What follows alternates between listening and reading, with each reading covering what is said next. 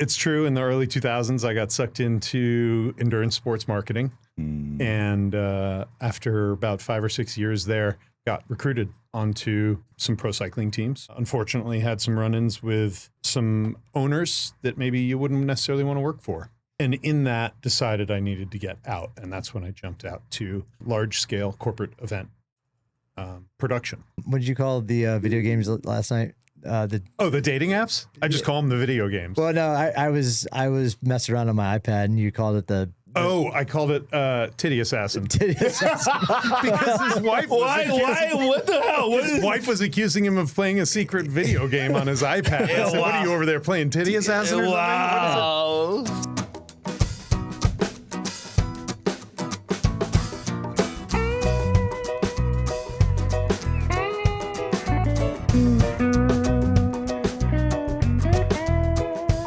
All right, everybody, welcome back to No Fixed Agenda. We've got a special guest in here. Yeah, Omar. this is gonna be Mr. Donald Reginald Ceppi. I don't think that's my accurate real name, but Reginald. I think it should be, though. it might be better. Yeah, it wasn't his real name. I thought you really did know his middle name, bro. No, I'm just throwing it out there. Dang, Donald. I always imagined it was, Why would you use his Reginald. full name too, Donald? I don't know. The duck. I'll tell you what.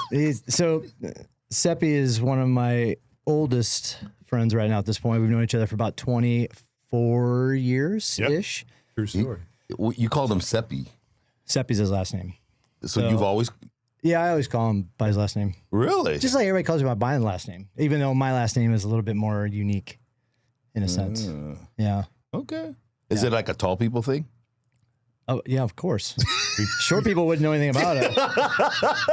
Because nobody calls me Hernandez, bro. It's too many syllables, I get it. especially for your demographic. Yeah. Oh, God, Max. So, anywho, I digress. Yeah.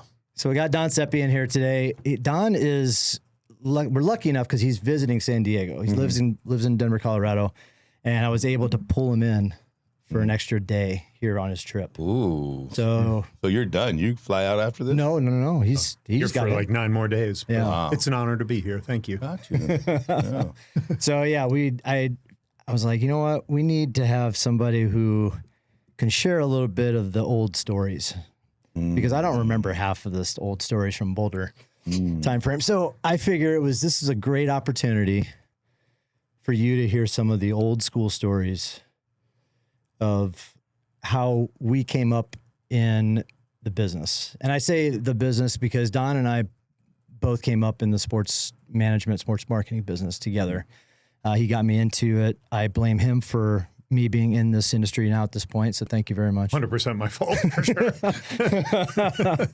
So, but what we like to do here is I would need the elevator pitch from you. Okay. 30 seconds.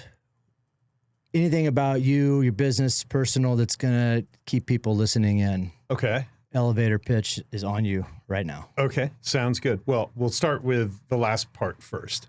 Ooh. It's I have all the dirt on you. So stick around for that.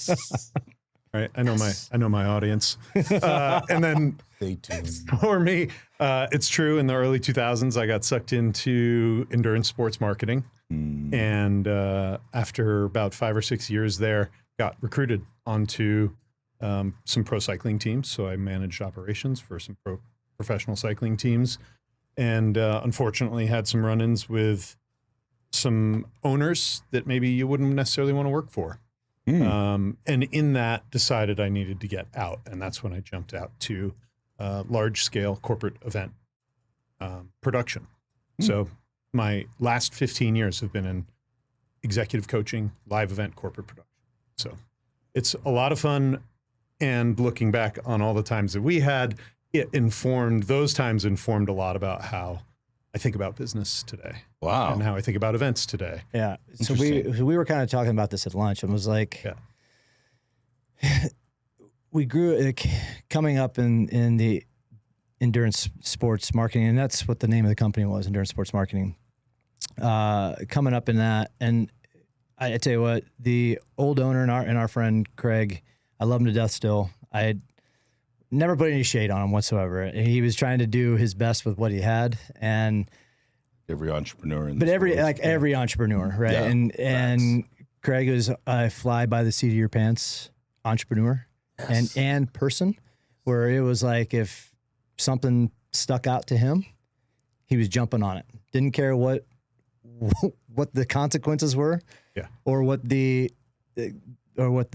maybe profit was going to be out of it. He didn't care. He was like, let's do it. I want to try this out. It was a good idea at the time for him, right? And so going through that with him, you kind of learn what not to do in the business. And I think I've said this before in the show is, me starting my own business, I kind of looked at that and was like, oh yeah, I definitely know I shouldn't be doing X, Y, and Z, right? And so Don was kind of saying the same thing a little bit about how, he got into this and the way he approaches probably clients now and talking to companies and stuff like that. So. Yeah, 100%. Following the passion of somebody like that can be really intoxicating. Can really drag you in. Oh yeah.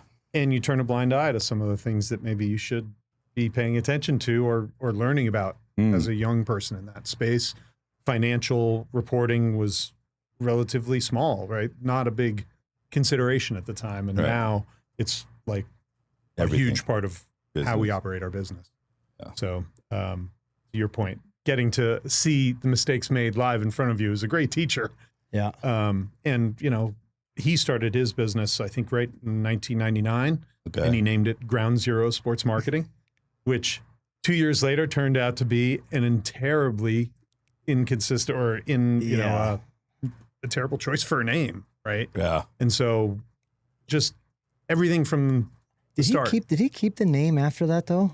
Oh, yeah. I think we did, had right? conversations about it. Yeah. He kept it? Yeah. 9/11 happened, and he kept the name. And it was when you're out there calling on companies, this is Ground Zero Sports.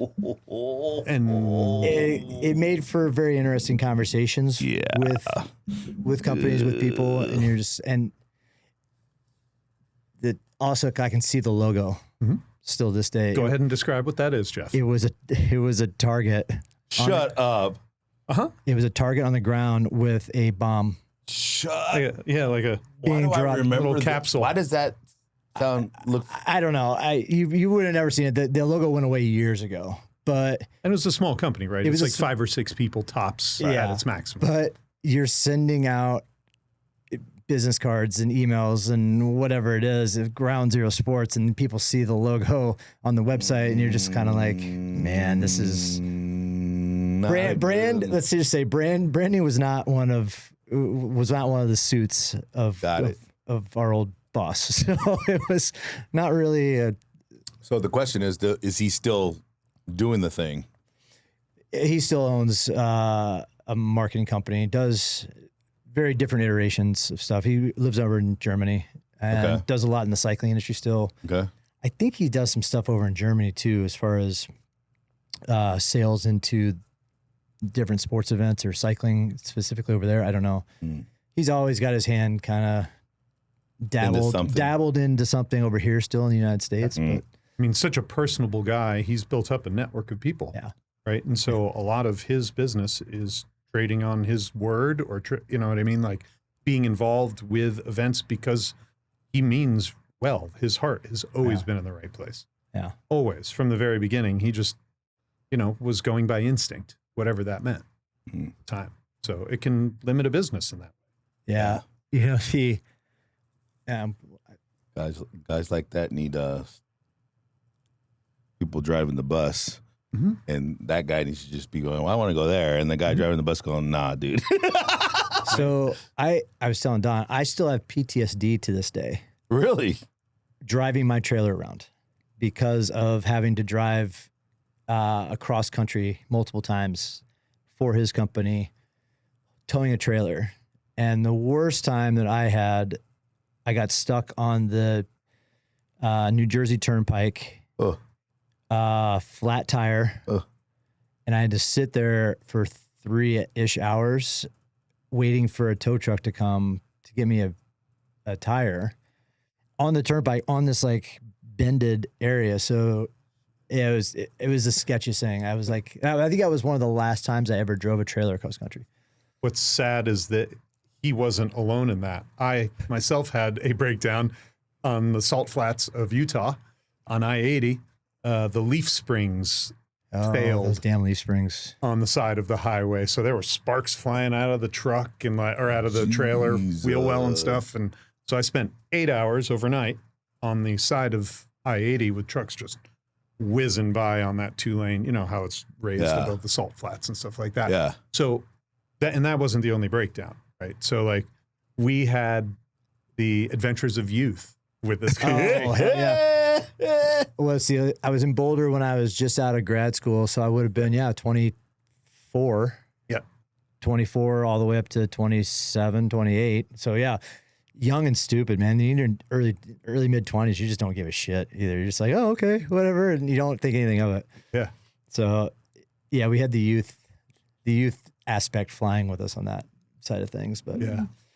But it did introduce us to national travel for events with all the gear that you need. Like those are the basics of even what we do now. For me in corporate events, it's the basics for what you do in sporting events of requiring all these things to come together and being up to speed or having plans for how to recover if you don't have all the things that you need. Wow. Or if things get delayed a day. Yeah, I think that's the thing that you kind of see in today's. You wish that post college kids would go out and travel a little bit more. Now, granted, we had an opportunity to travel in the country. Yeah, you just don't see that a lot either. Right. So it comes into that point. It's like you kind of wish that some of these things would happen. Like youth would go out and travel more. We were lucky enough that we had the opportunity to do that, and I think that's why I always think that it's like what I learned on my own. Yep. During that time frame, like all the reps and sets of just being out there on your own, doing your own thing. Like, yeah. So it is one of those things. I kind of wish that more youth would go out and do that. In the event space you're referring to. No, just overall, like, I think that's the thing you see the difference between international youth and American youth. Like there's not as much travel post college to do that. And I was very lucky enough to be able to do that stuff. So. And I think that events as much of provide an opportunity to those experiences. Yeah. Right. A reason to go. Yeah.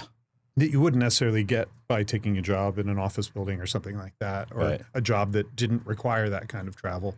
In creating experiences for people, whether it's from a sporting attendee or a corporate conference attendee, creating those experiences for people can really drive like a passion for the work.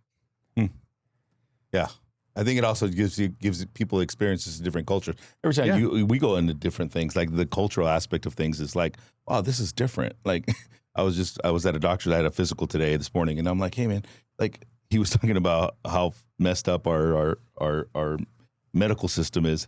I just came back from Stockholm, and he goes, oh yeah, they give everything for free over there, don't they? And he just started ranting, dude, for like 20 minutes, bro. My doctor's like, and he goes, you don't want to do this, you don't want to do that. And I'm like, dude, I think you need to go to Stockholm, bro. You'd be a good doctor over there.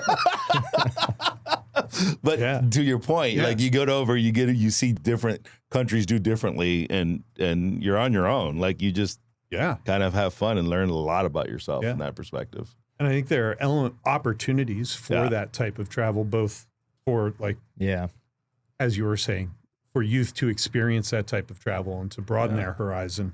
There are opportunities that a lot of youth don't even consider exist. Right. Yeah. There's a role called a travel director in corporate events. Yeah. And anybody from 21 to 80 years old can be a travel director. It's an individually contracted position that gets hired by event to make sure all the individual aspects of that event go well. They don't need to be in the pre-production part of it. They just show up on site, and this week they're in charge of food and beverage. This week they're in charge of transportation. This week they're supporting the meetings group, right? And they make a day rate, and they get paid per diem, and they travel constantly. That's the role, right? Get paid to travel. Right, get paid to travel and work for 1 week at this location and support the experience of that event. And that's something unique to corporate events. And a lot of, college kids coming out looking for more than just a desk job. Yeah. That's an opportunity that like nobody talks about, right? Yeah. So part of our job is to try and recruit against that. Kind of goes back to like our conversation a couple episodes ago. We were talking about AI and like, what are these kids are going to be doing now? And it's like, like some of those jobs that nobody knows about, nobody's talking about. Like we think about jobs as like, okay, what is that 18-year-old kid going to do now because an AI agent is the cashier at McDonald's now? Yeah. Right? And he's like, well, you can actually be a travel agent for a company. Like, what? Yeah. Like, so those are the things like jobs that I think are going to be talked about more and more because the remedial jobs are going to be taken up by technology very soon, in my opinion. That's right. It's going to be more about the human experience. Yeah. Right. And curating the human experience and paying attention to the human experience and using, in my mind, in our industry, AI to support that. Yeah. Right. And cut out a lot of that busy work. But at the end of the day, you're always going to want to meet somebody when you get to the hotel to check you in. You're always going to want to talk to somebody to get your badge. You're always going to want a human on the other end helping create that experience. Yeah. Right. I believe that won't be replaced. Yeah, 100%. Yeah. I think COVID was the big indicative of that, in my opinion. Like you sit there and you're like, well, back before COVID, there was the online fitness space was like 10% of the business, right? And then after COVID, it's now like 50% of the business. And they were like, oh, it's going to close down gyms. And I'm like, what did you see in COVID? People started going outside and you saw more people running than you ever have in your entire life. Yep. And then you started seeing these pop-up garage gyms happening. And it's like, hey, did you get your vaccine or did you get your, like, come in? Like, and then so the people were just coming together and it just happened, right? Yeah. And now here we are, post-COVID, so many gyms with community focus are opening up. Not so much like programming focus or style of fitness focus. It's more so like it's all about the community now because people just wanted to get together. So to your point, Well, we were talking before about creating an authentic environment for that to be a fertile ground for your space to actually be able to develop that. And for that model to be self-sustaining, you have to curate that. Right. And that's not something necessarily that an AI program can judge. A lot of that comes from the gut. It's a vibe that people feel when they enter the space. That's true in events. That's true in gyms. Right. Yeah. We see change coming rapidly. This is a good point, I guess, on the AI situation and the way it works with your business. Yeah. Is your production of events like that being, I don't want to say manipulated, but helped by, guided by AI? Yeah. I mean, are a lot of your production people helping out with that, like being able to use AI and to create some of the graphic type of stuff and everything else? For sure, yeah. So in our business, we're helping curate content from the seed all the way to the plant on stage, if you will take that analogy. And so that means working with individual executives through their entire thought process of what is important to them to present from stage and how do they present that in an engaging way from stage. And so in that space, everything from the graphics and how people envision a visual against the message that they're trying to say from stage has to match and feel like both are saying the same thing, right? As you're hearing the words, you're seeing the image, and it should feel like it's moving you towards a final point or towards a point. In that space, we see a lot of image generation. We see a lot of image manipulation to bring that visual to the point of the spoken word.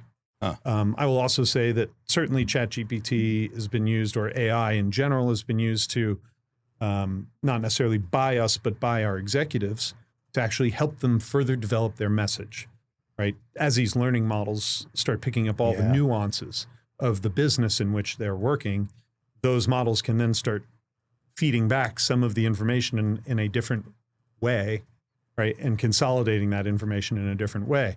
And so we even see like script writers loading scripts that they've written from scratch into ChatGPT or AI to output a different voice or to look for tonality common, like a tonality that maybe doesn't match the vibe that they're going for. So they'll use it to really hone the language that they're going to use. And so we're seeing it sort of develop in development of content. We're seeing it in analysis of budgeting. We're seeing it in experience analysis. So even the larger picture, right? My role is around the production of the large plenary sessions, as Europeans would call them, or general sessions, we would. And so that's being used in a specific way. But then there's this larger event with all these other pieces of scope, where people are traveling from, right? So they all have to get there. They all have to have hotel. They all have to have food and beverage. They all have to be transported from place to place. Yeah. We have to consider all of the elements of a live event. And so all these different verticals of scope are using AI in different ways to analyze how people are experiencing their events, ways that experience can be improved, right? And so there are applicable ways, and it is having effect. It's just having it in a indirect way versus being replaced. We're using it to hone. Yeah. You know who would be a great conversation piece is Ryan Loeffler. And I know he listens to the podcast. And so he Shout out Ryan. Yeah. He actually talks about the different components of programming that is available in AI. Like programming back in the day was like some whiz jizz like sitting there writing code, right? Yep. Now it's like You just said whiz jizz. I just said whiz jizz. I did. Sorry. I'm old, you guys. I had a birthday. Now I'm using old people. Whiz jizz. Whiz jizz. Yeah. Proceed. Yeah. I just want to make that comment. Yeah. I think to your point, which I think is large corporations are using it to write code or refine code. Yeah. And in fact, large corporations that we work with are doing that over the course of a couple weeks, rewriting all of the code of their client experience within a couple weeks.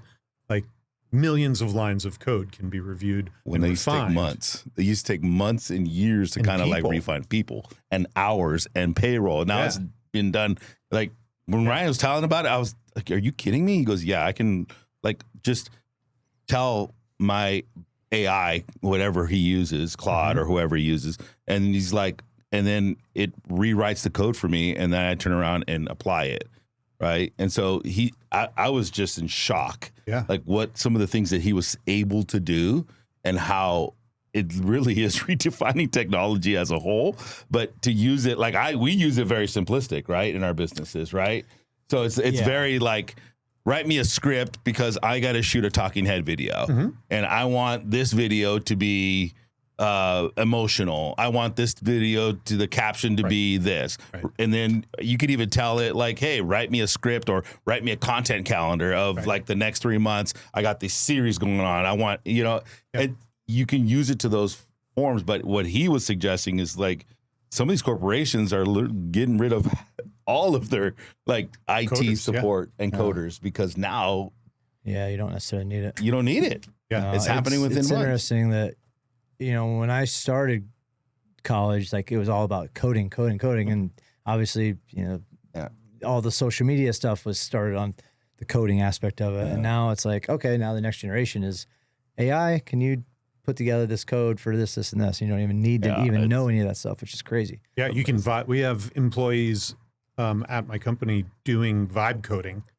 to solve particular business challenges. Vibe coding is working with AI to try and output code, and you don't write a single bit of it, right? And you're telling AI what the goals are, and it's outputting code against that. So we have individuals taking it upon themselves to try and leverage it in ways that we haven't necessarily identified yet as an organization. It's interesting to me that these kind of conversations that we're having, and I still have it in the back of my head, Skynet, right?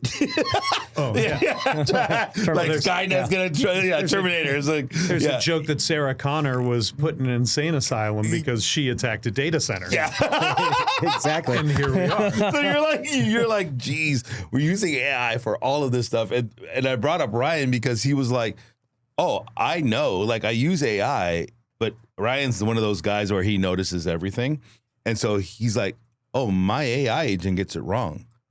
He goes, all the time. And I have to correct it. And I'm like, really? And he's like, yeah. There's actually a setting that you can use in the ChatGPT or Claude, whatever, you can go in and actually have a setting where you can adjust how much it can, you can agree with it or it can you can disagree with it or whatever. And then it'll also, I was reading about this, like a lot of the times AI acts as like an assistant to you, but it should be acting as an advisor. So you can actually tell it to act in a certain voice. It's like, hey, I don't want you to be the yes man here. I want challenge my thoughts. Challenge my thoughts.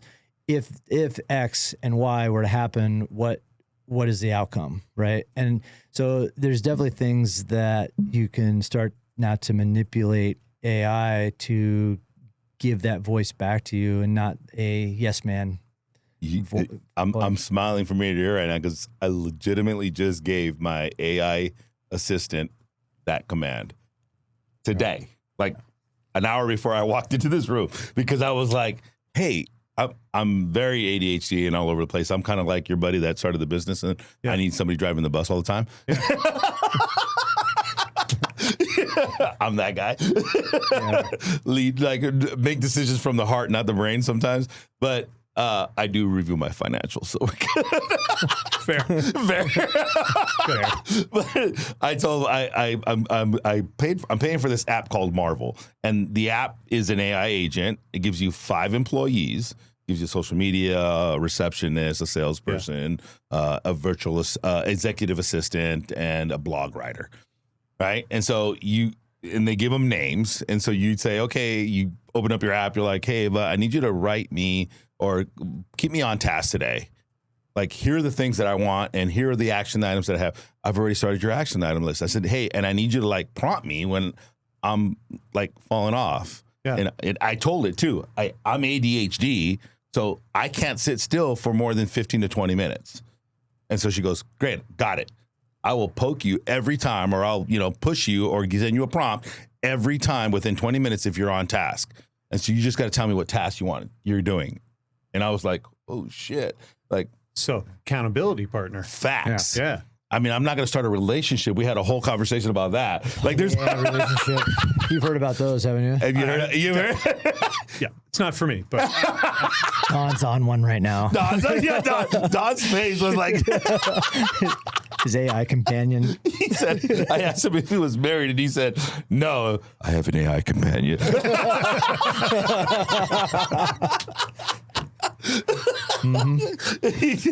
That's what Suzette said. As long as you're not sleeping with your executive assistant. Wait, what did you call the video games last night? The dating apps? I just call them the video games. Well, no, I was messing around on my iPad, and you called it the. I called it Titty Assassin. Titty Assassin. Because his wife Why? What the hell? His wife was accusing him of playing a secret video game on his iPad. I said, what are you over there playing, Titty Assassin or something? Wow. So Don's over there playing Titty Assassin with his AI companion. With his AI, you're true. Just video games. At least you're AI. But he does call them video games. So I'm like, I mean, yeah. Why do you call them video games? Because there's so little perceived weight to it at this point. Like, what do you mean by weight? People just walk away from a conversation. Yeah. Oh, yeah. Like, you wouldn't do that shit in person. It would be in the middle of the sentence. I would just walk up and get out. And then Fuck you, push the never mic hear from me again, right? Like, I think I went into it early on, thinking, oh wow, there's actually some human transaction here. There's people like communicating with each other, and it doesn't feel like that to me anymore. It feels like if everything is working out in that moment, then maybe you might end up having a drink with that person. If all the timing is right. If it all lines up. Otherwise, you know what I mean?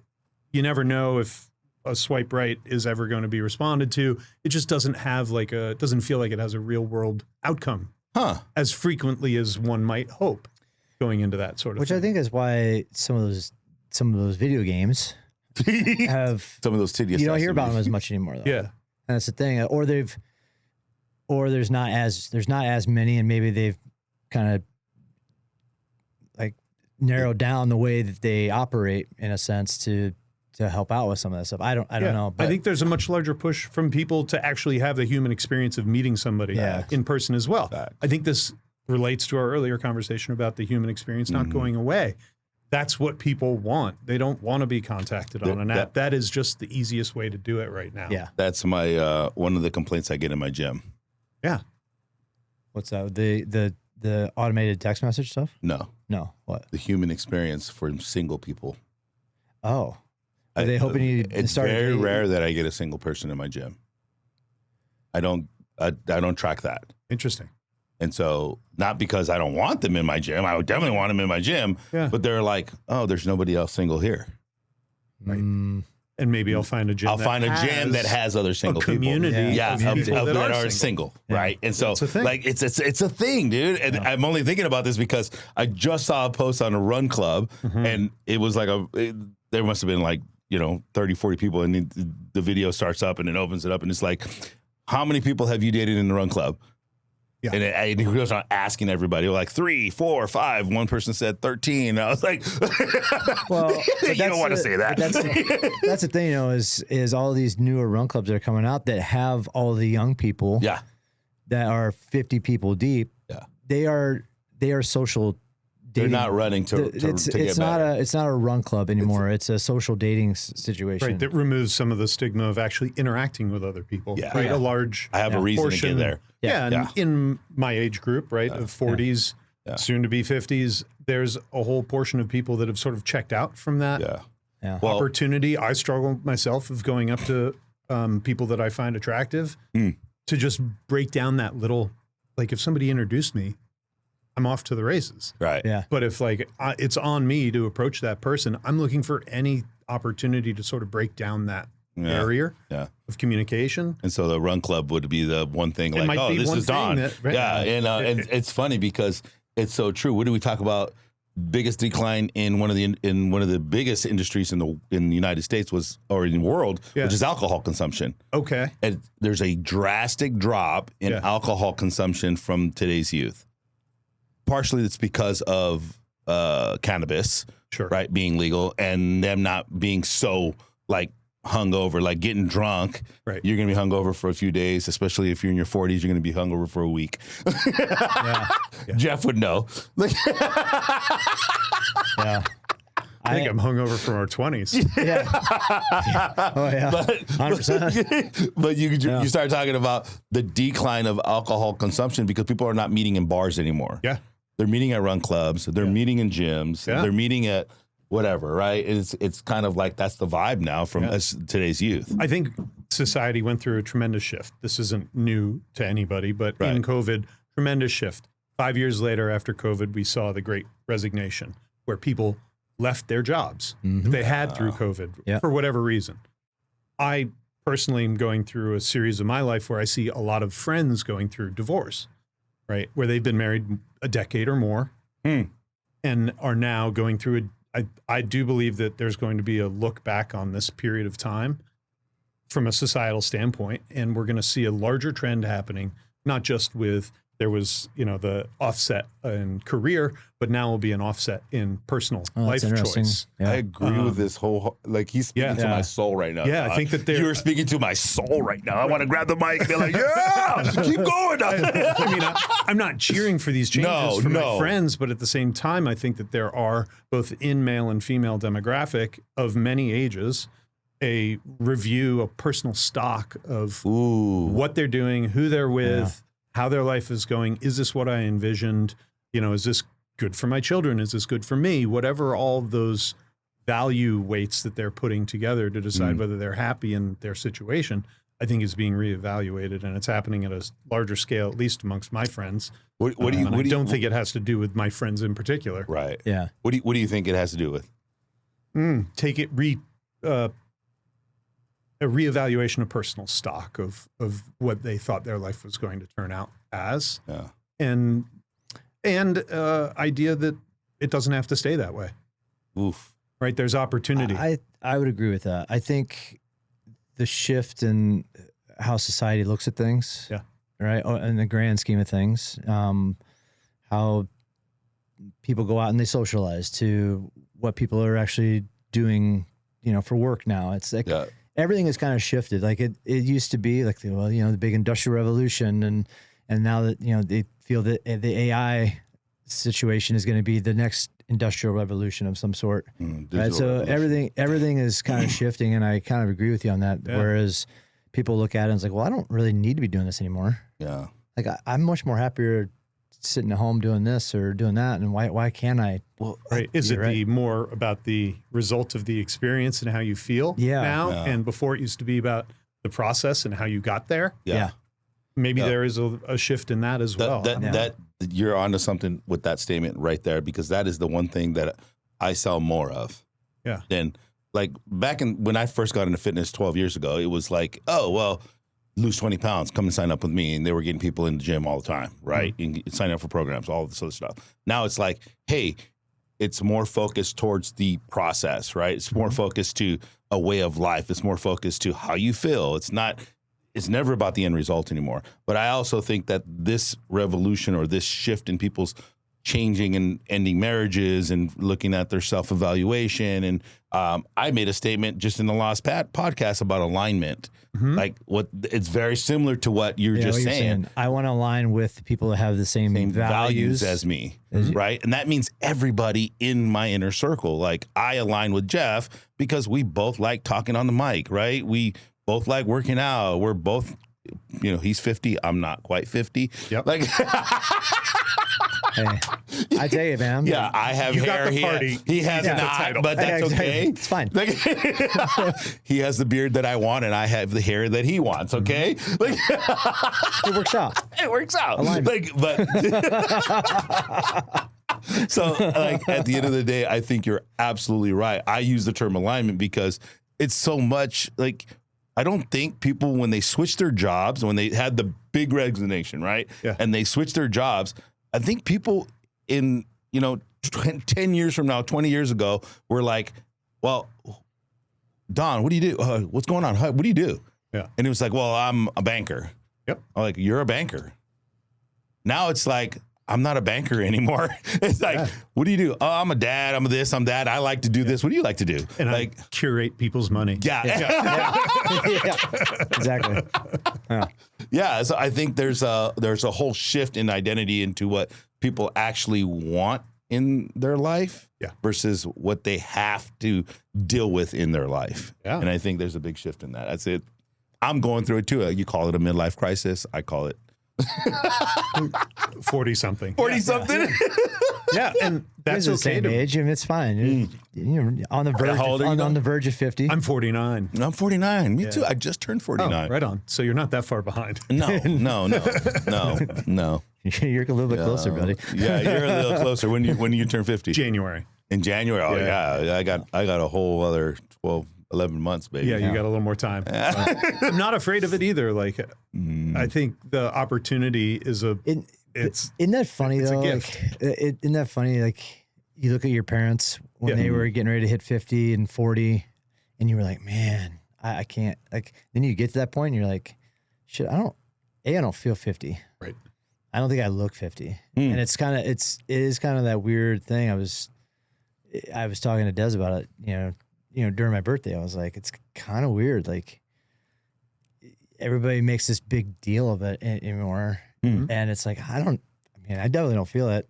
I mean, you look at somebody in the 80s who was 40 and 50 years old, and they look way older. They were ran down, but they were smoking 2 packs a day and drinking a 12-pack of Bud Light or Budweiser. Yeah, you also have these people now that are trying to defy death and wanting to live to 120 years old and don't look a day over 70. It's like, I just read a book called The Gap or the Gain, and it talked about that. It talks about, it goes, the author was like, I want to live to 150 years old. And I'm like, who the fuck wants to live to 150? I don't. No. I'm good if I hit a century. I'd be cool with that. Yeah, I'm cool with that. Like, I want to live I want to live the life that I can live for as long as I can live, as long as I can wipe my ass, get off the chair, do the things that I need to do for myself, and I'm not sitting as a freaking vegetable in some nursing home. I think there's an element of quality of life there to consider. Yeah. Right. Facts. And I'm not ready to put a number on it. Yeah. I just think like every day you get to do that is you should be grateful for that. Yeah. Yep. Because you're not sure when that's going to change, and I'm not saying anything here anybody doesn't know, but Yeah. As our presenting sponsor, Bubs, likes to say, die young as late as possible. okay. Ooh. That's their tagline. That's a good plug there, dude. Yeah, I think you like that's a good one. So this is the commercial. This is break. a commercial break. We got to pay for this amazing studio. Thank you to Bubs. Oh gosh, yeah. I have no idea. Like I was just talking about my dad physical today. Yeah. I'm like, he's like, well, what's your family history? I'm like, fuck, I'm the third oldest male in my family, and I'm only 49. Like that's I have no family male, like no male family history. Yeah, like that's the truth. And I'm like, I'm breaking all the molds right now. Like I don't know what the fuck to expect when I turn 50 or Expect when a I lot go more 60. doctor visits. Yeah, to make sure that but you he are was in good like, shape. he was like, well, he like they did a full workup like 6 months ago, and then I had like a hospital visit, and they were like, look, there's no plaque in your heart. he's like, your blood pressure is freaking phenomenal. Your cholesterol is phenomenal. Like everything, like. If you're gonna die, it's because you're gonna get hit by a car. Like, fair enough. All right, so look both ways. Yeah. Exactly. Yeah, it works both ways. Yeah, I'm like, I am pretty stupid, so I do some stupid shit sometimes. Yeah, there's a comedian that just has like his whole comedy special is about how he was on his way to a gig, I think, and he gets hit by a bus and he doesn't remember the moment. Like he remembers Tracy standing on the Morgan. sidewalk. Tracy Morgan. No, wasn't it? Tracy Morgan was in the automobile okay. accident. Oh yeah, Tracy. But this guy like stepped off a curb and like wakes up in the hospital weeks later, and like his whole special. His whole split is that. Like Yeah, I yeah. remember stepping off a turd.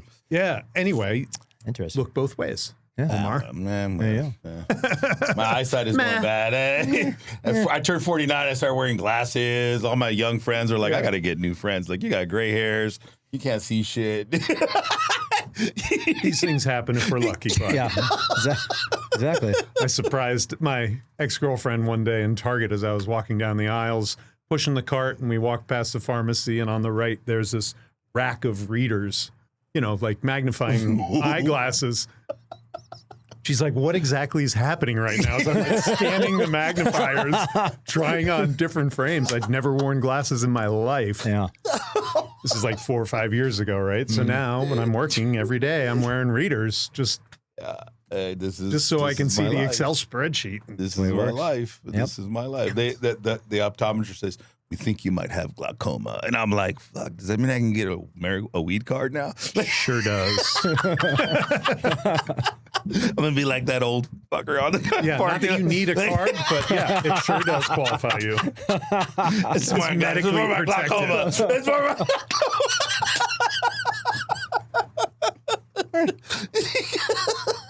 You don't need a card, but I heard you get discounts if you have a card. I don't know. I haven't been able to use my AARP. No, Membership did you just get it already, dude? Yeah, I got my membership. Dude, where's it No, at, you bro? did not. I wanted to see. Yeah, man, I'm a proud owner. member. Dude, I'm a proud member. You should have been AARP, baby. Is it 50? Yeah. He should have said. Yes, I should. That was another commercial. We could get AARP to sponsor the podcast, man. If you would have done it right. Well, maybe. Maybe in 11 months. They could. Maybe. Yeah. I'm a proud member. Look at the video. I am a proud. Yeah, this segment brought to you by. Yeah, man. Yeah. And Des has got the membership because of you. Yeah. So she's AARP, even though she's. Because how old is Des? I'm not going to tell that. Smart. Good answer. Good answer. Come on, man. Got you.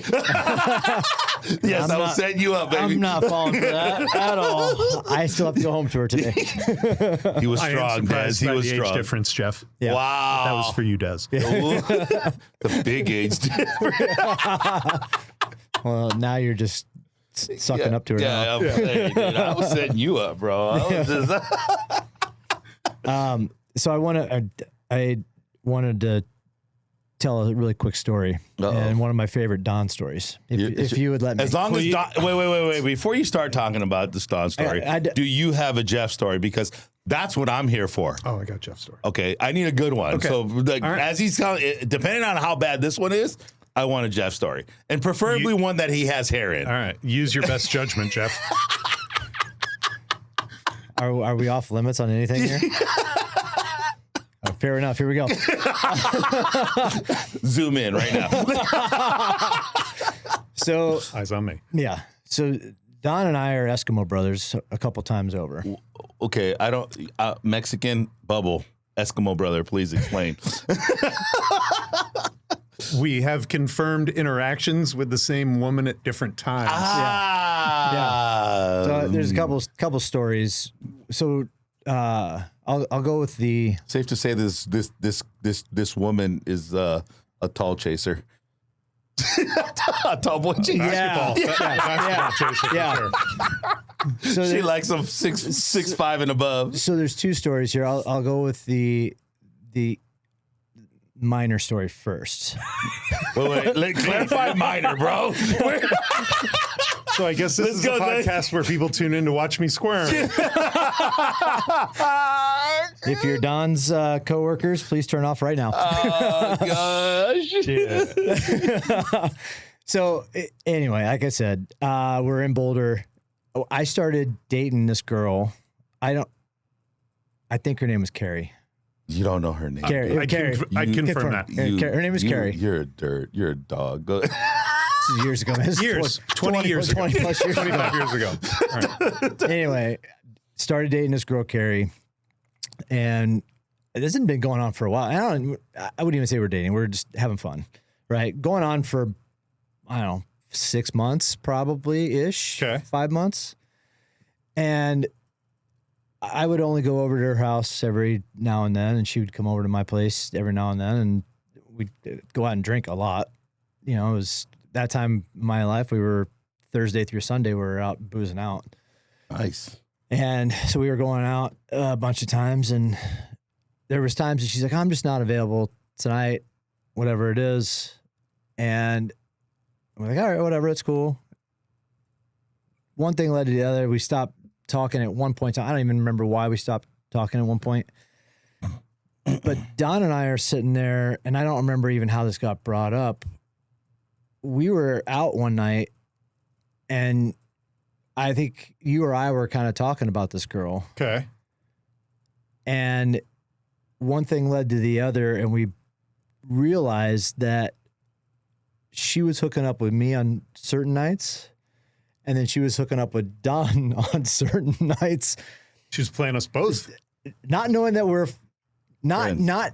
didn't have the connection that we knew each other and we were friends. How do you? Okay. That was the weirdest part about it. Mm. So that's how the Eskimo brother situation started. These are the 20s. Yeah, these are the Okay. 20s. This is the 20s. My best story with Don is going up to Aspen. I needed to lean in. Don put his head down I as needed soon to lean in. as soon as he said Aspen. I needed to lean into the easy one first. That wasn't that easy though, dude. But Well, we go up to Aspen. It is wintertime. It's my birthday. It was my birthday weekend. Oh shit, you're right. It was my birthday weekend. was And I birthday was weekend. like, all right, the girl I'm dating, and Jeff, would you like to come up for the birthday weekend? Yeah. You know the person that is going to be there to like hang out with us. We had friends in Aspen. Yeah. Do you want to come too? sure. Yeah. Yeah, that So- would be a blast. Dude, it was had- I had a fucking great time. Yeah. Great time. Steph was the one that lived up Steph's there. our friend. Yep. Yeah. And I think she worked at the hotel or something, She right? had connections Or had at the connection to the hotel. So we were kind of hanging out at the hotel a little bit, whatever. And her and I, would hang out periodically. All friendly. Yeah, all friendly. Like hang out periodically in Boulder, and then we went up to see her in Aspen while she was up there, and we're all out just having a great time. I remember riding around in one of the luggage carts throughout the hotel. I don't think you and Tracy were with us at that point in time, but Name drop. Yep. yeah. Anyway, so you can bleep that out. yeah, so we're all out hanging out, and we were at, I don't remember, bars or whatever, and Tracy, Don's girlfriend, starts Drinking drinking heavily. and all of a sudden starts hitting on me. Wow. Don standing there. Well, he walks away. She starts hitting on me. He comes back and she's kind of fine, but she's getting drunker and drunker, and it becomes more and more of a heavy petting. Like wants to like heavy pet a little bit, and I think I'm kind of foggy on some of the areas, but because you were drunk and you were in your 20s. Yeah. Well, fast forward to the car ride home. Yeah, let me just fill in some of the late night. You did not come back to the hotel with us because you were like, Steph, I can't continue hanging out with Don and Tracy because things are getting weird between me and Tracy, so I'm just not going to. Yeah, and that's where I'm just going to leave them alone. Yeah, and that's where I hung out with Steph in the hotel most of the this point, I could tell energy's off, right? Like you can just tell when the energy's on. On, off. Tell when the Absolutely. energy's off. So cut to the next day, and the energy is way off. And so we pack up to go home, and Jeff is in the back seat, and Tracy and I are in the front seat. And I think I asked the question, so how do you think that went to her? How do you think, did we have fun? Is she, wait, is she still kind of drunk or like hungover? No, I think she was in her right mind. To her mindset, but I want to say she probably was in the right mindset but very hungover. Mm-hmm. I pretended to be passed out the entire time because Smart. I didn't want anything to do with this conversation. That's my boy So right there. I laid down to the back, heard a bunch of the conversation, decided to pass out a little bit, woke up, they were still conversing about it. And yeah, it was the most uncomfortable car ride for that 3 hours. So you said, how do you think it went? She's like, I thought I had fun. You know what I mean? Like not acknowledging or taking accountability. Remember? She knew exactly what had happened. She knew exactly. There's more to this story, so I'll move us forward quickly. That is where, like, the parking lot at my house where we stopped the car is basically where we ended the relationship. Okay. Right. Things were off, and that was over. Right. A couple weeks later, Jeff is like, so dick. This is like no. She reached out to him. Okay. She reached out to me. Got it. I thought you reached out. He wanted to check the temperature of my I asked. You're like, we're already Eskimo brothers once. Let's do it again. So I asked, and that lasted until she got crazy on me, and then it was. Oh, so you did? Oh, he did. Oh, he did. Yeah, but he knew. If I had watched it happen to you first, it would not have been my choice, bro. I wasn't looking to date her. Understood. I saw the craziness, and I was like, I gotta test it out. These are like some college.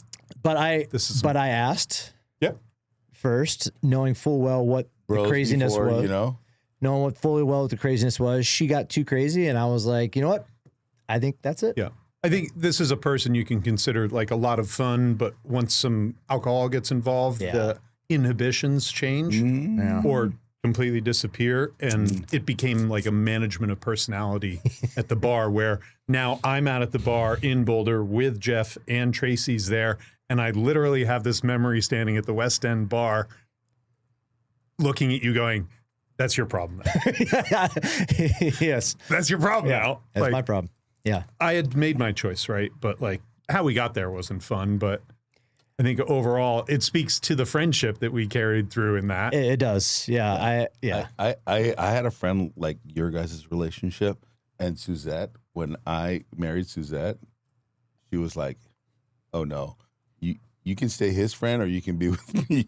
Like it was like one of those things, right? And I was like, oh yeah, the old influence like cut off. He knows, like she knew, like it was not a good thing, but it was a lot. There was drugs involved and other things, different circumstances, right? Yeah. It wasn't the same, but it was the same thing where it's like, oh yeah, like a girl's hitting on me and I'm like, you know what, dude? I had been blessed. I'm going to say blessed. Yeah. That my ex-wife and that relationship taught me how to run from crazy. Mm-hmm. Yeah. He's like a firefighter. He ran into the house of crazy. I 100%. It actually took me dating Des to get out of the firefighting business. Really? Yeah. Oh yeah. Yeah. Because Des is second time around, by the way. Yeah. Yeah. Yeah. Yeah.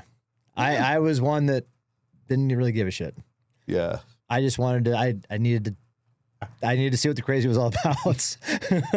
That explains about. But to this day, that's still the most uncomfortable car ride I've ever been in. Mm-hmm. And I remember riding in that car back and realizing how that conversation was getting started and going. And I was like, yep, I'm out. Yeah. I mean, you didn't want to get dragged in. No, I will say that was one of my, I'm proud of the fact that I actually had that conversation. Yeah. Really? A lot of people would be in the car and just bury that shit. I'm not going to talk about it. It affected me, but I'm not willing to take accountability for your own role or confront somebody about theirs. Yep. And so regardless of whether you're in the back seat, I had reached a point where it had to be talked about. Yeah. So I'm glad I had no regrets about how that all turned out. It was a growing moment for you. You could say that. It was. It was a growth moment. Thank you, Tracy. Thank you, Tracy. See, when it all comes back, thank you, Tracy. If you're out there listening. Wherever you're at, if you're out there listening. If she is listening, she's you. now hit the unsubscribe button. We'll know by the follower count. You're like, unsubscribe. Fuck you, Jeff. Hey, it was well known. I think anybody who hung out with us and saw it, it was well known. Yep. So No. You can't, I mean, Boulder's a small town, right? Small college town. Oh, yeah. Well, And you rarely leave. And sooner or later, you're going to run across some people that you might have dated. Yeah. Other people, friends may have dated too. yeah. So in that way, I think we're pretty lucky. Yeah. That we didn't run across too many people. Yeah. you guys knew each other from just college alone or just from the event? No. So I moved out to Boulder in 2001. Right. I know that. So the quick answer, moved out to Boulder in 2001. I started working at a gym. I was a personal trainer, and I started training one of Don's friends. And she had mentioned to me, she's like, hey, I got a buddy of mine who I think you would get along with really well. I mean, I was still early enough where I didn't really know a lot of people. I was trying to figure out, I knew some of the gym trainers and stuff, whatever, but trying to, hey, he's tall. He likes to play sports like that. And so she was trying to make a connection, and she introduced Don and I. And honestly, once Don and I started hanging out, it immediately was it was same page, everything. It's like the scene from Step Brothers. Yep. Yeah, in a sense, yeah. Did we just become best friends?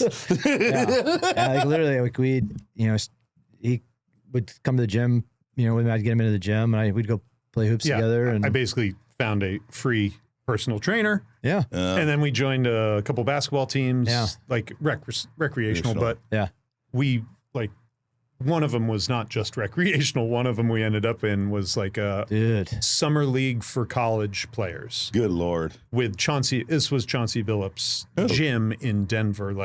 He grew up going to this program. We had no business being there. Oh yeah. It's No business. two scrubs on a college team. Yeah. But size. The 11th and 12th man of a college team that were walk-ons from being managers or something. We still played. Yeah. I mean, we ended up against, in one game, Chauncey Billups' team where just lit us up, right? This was before all of his NBA development and national championships or world championships and stuff like Detroit that. And stuff, yeah. It was. Wow. But so we developed friendships our friendship over a long period of time, not just in lifting weights or basketball or live events. And I actually think, all the travel. If I remember right, well, you were working for Craig at Ground Zero, and I think I even asked you, because that's what I went to school for, was sports marketing and sports management. So I didn't really love being a personal trainer. I didn't really love being at the gym. I wanted to be out and be outside in sporting events and stuff. And I think I asked Don if they had any need for anybody else. And really, I came on just to do events for the first year, I think. Yeah. And then it just kind of developed from that. And Craig hired me on and did a little bit more and so on and so forth. So that's kind of how we got connected. Yeah. Yeah. So interesting. And then for years, he would come back to Denver to run his race or to operate his races and stay at my house. I call those the miserable days for him. The Colorado races? Yes. Not because he didn't like it, but he was just a grumpy son of a bitch when he would get fried. He put in a lot of hours. Yeah. Well, it wasn't even you could totally tell. He's like, I got to get ready to go to Colorado. And I'm like, oh, this sad Shawnees right here. I'm be like, oh, I got to be driving for. It wasn't even the Colorado race itself. It was just. It was just going there, the commitment of it. And yeah, Don's seen it. The hours they had to work and having to drive all over the place. It's not like here in San Diego where I have everything within a 15-minute deal. Like Colorado, I had to drive 30 minutes to go pick up shirts. I had to go 45 minutes to go pick up something else. I had to go, and it was just taxing. Yeah. Just taxing. Sad Jeff. Yeah. Sad Jeff. So, yeah, there was a time though that Don and I didn't talk for a while. Yeah, a little bit. And it's not. But there's no falling out. No falling out. It's just, things happen. You move on in different chapters of your life. And I think I actually saw you post something on Instagram or something about one of your shows. Oh, one of the concerts. Yeah. Yeah, and I don't remember what place it was over in Denver, but it was with your first band, The Stoobs. The Stoobs. Yeah. The Stoobs? Yeah, you guys were playing over It was a joke. Not the band. The band was too. The name of the band. This was like 5 guys getting together and having beers and just making noise. Yeah. Things have become more refined than that, but yeah, that was the. Yeah. So you posted something on Instagram, or I saw your show setting, and I actually happened to be there for an event, and I never go out and do anything the night prior to. And I was like, you know what? I haven't seen you in a while. Yeah. I think I called you up, and I was like, hey man, I'm gonna come to the show for a little bit, and you were playing, or you were just. No, he was playing. Yeah. I play in a band in Denver. What instrument do you play? I play guitar, and I'm the lead singer of our band. And my current outfit, actually, I'm wearing the T-shirt today. The Edgewater Project is a all 70s rock and roll and funk cover band. Oh. So we've got a brass section called the Puff Puff Brass. You can fill in the blank there. Yeah, baby. I got glaucoma, baby. I got glaucoma. It's my favorite brass band name of all time. So yeah, they've been joining us the last like 5 or 6 gigs, and just it's our hobby. It's the fun stuff. Huh. You know what I mean? Okay. It's a lot of fun. Yeah. So I'm glad we reconnected, man. Yeah. It's been great. Yeah, it's something you get. I was just telling somebody about that, about how you could always have. We talked earlier about the alignment piece of it, but then you're like looking at all your friends and you're like, wow, do I align with you and you and you? And it's like you always have that one friend, dude, that you cannot talk to for like 2 to 3, 4 years. Yep. Yeah. But then as soon as you pick up the phone, it's almost like you guys never skip the beat. Yep. Yeah, I can say that I'm lucky enough to have 2 or 3 of those people in my life. Yeah. And that's I'm lucky. Don's one of them. They're few and far between, man. They're hard. They're hard to find, dude. There's not many of them out there, and I think that's kind of hard for people to.